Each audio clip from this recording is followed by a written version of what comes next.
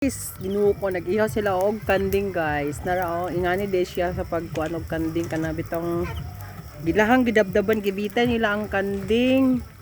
Nara mura siya ero pero kanding siya. Gilahang gibitay tapos gipasuha agi kuanan og langkay ba na para mahinlo siya.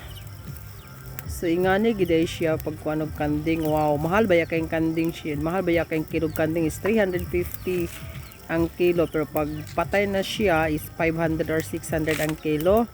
So mo ni siya mahulog ko ani.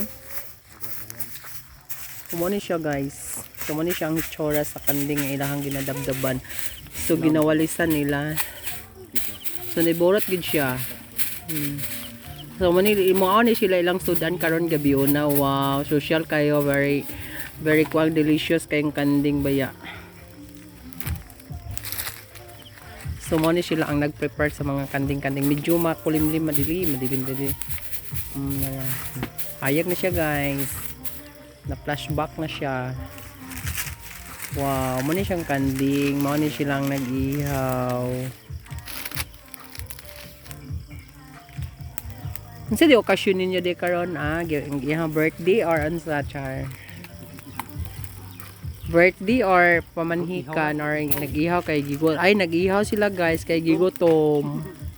Ingani gini sila pagutomon sila guys, muihaw na sa kanding. So, managbo na lang siguro ko dani nila ugma. Uy, lami ba ni siya kanang kuan? Adubuhon. Ha? Adubuhon na sa dili ko di ko ay kuan kanding. To na ako kasagdad to. Mani ilahang gikuan og kanding guys. So dili na ko maka-video sa kuan kay ni uli na kog balay kay manihapon ko kana pa akong ero akong pakanon.